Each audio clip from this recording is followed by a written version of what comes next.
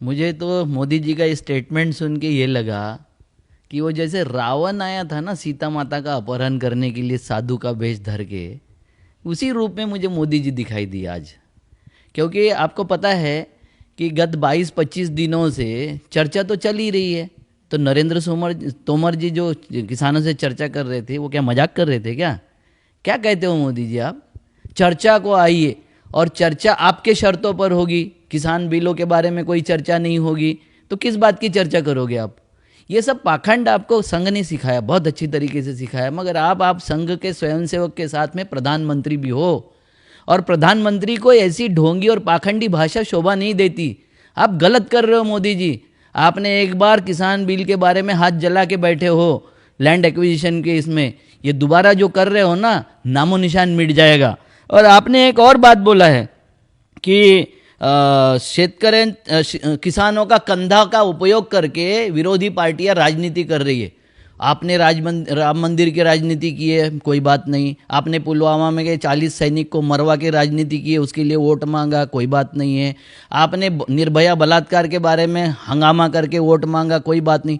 आप जो भी करोगे कोई बात नहीं, मगर किसी दूसरी पार्टी ने किया तो राजनीति ना करे, कंधे का उपयोग नहीं करे। आप तो मरे हुए के भी कंधे यूज करते हैं। गोधरा में आपने मरे हुए के कंधे यूज किए, पूरे गुजरात कांड में मरे हुए के कंधे आपने यूज किए।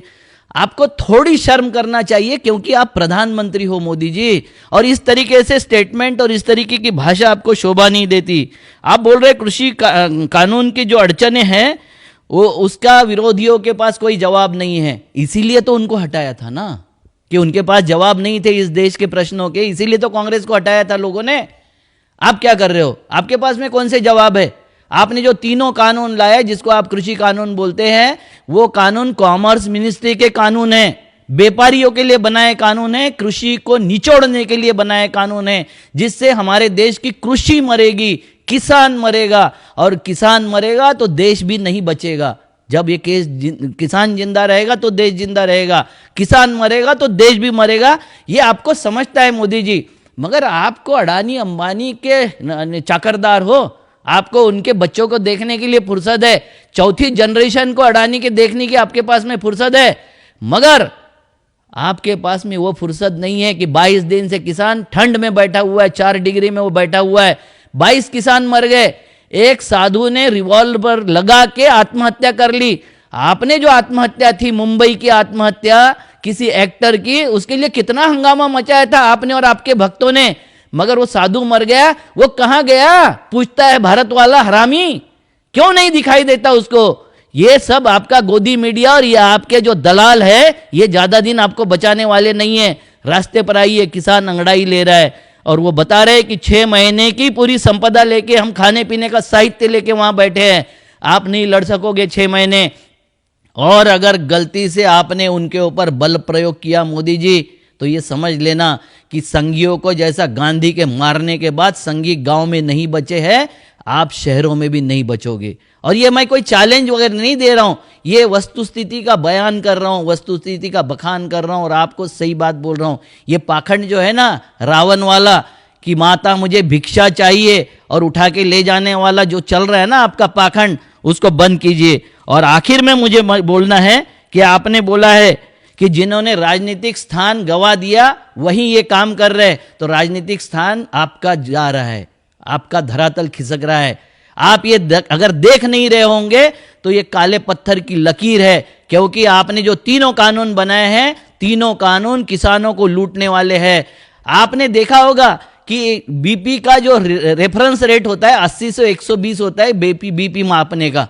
ये एमएसपी, ये रेफरेंस रेट है, उस एमएसपी को मैक्सिमम एमपीपी आपने बनाया दिया है, मैक्सिमम परचेज प्राइस। उससे ज्यादा किसान कोई खरीदना ही नहीं चाहिए। और वो भी आप अगर एमएसपी का कानूनन प्रोविजन नहीं करोगे तो कोई आपका किसानों को, हमारे किसानों को न्याय नहीं देने वाला है। आपने सारा का सारा कृषि क्षेत्र कि चंद उद्योगपतियों को और उनको बेच दिया है। ये बचाइए, अदरवाइज ये देश तबाह हो रहा है, बर्बाद हो रहा है। और बर्बादी पे राज करने का अगर आपका सपना होगा तो किसान आपकी ईंट से ईंट बजाएगा।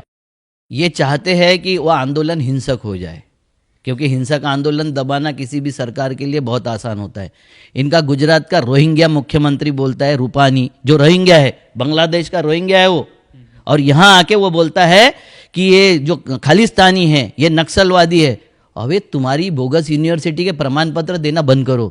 तुम किसानों को जातिवादी बोलते हो, दलितों को तुम आरक्षणवादी बोलते हो, तुम आदिवासियों को नक्सली बोलते हो, आदिवासियों की बात उठाने वाले, जल जंगल की बात करने वालों को तुम अर्बन नक्सली बोलते हो, मुसलमानों को तुम आतंकी बोलते हो, और तुम सरदारों को खालिस्तानी बोल रहे हो। तुम क्या हो रे? तुम क्या हो? देश को बेचने वाले तुम हो क्या हो? हर चीज बेचे जा रहे हो। तुम क्या हो? राष्ट्रभक्त हो? खाली हवादार कच्चा पहनने से और वंदे मातरम कहने से या वो नमस्ते सदा वसल्लम कहने से राष्ट्रभक्त हो जाता है?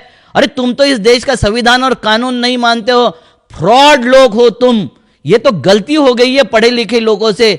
70 साल हमारे अनपढ़ लोगों ने आपको आने नहीं दिया।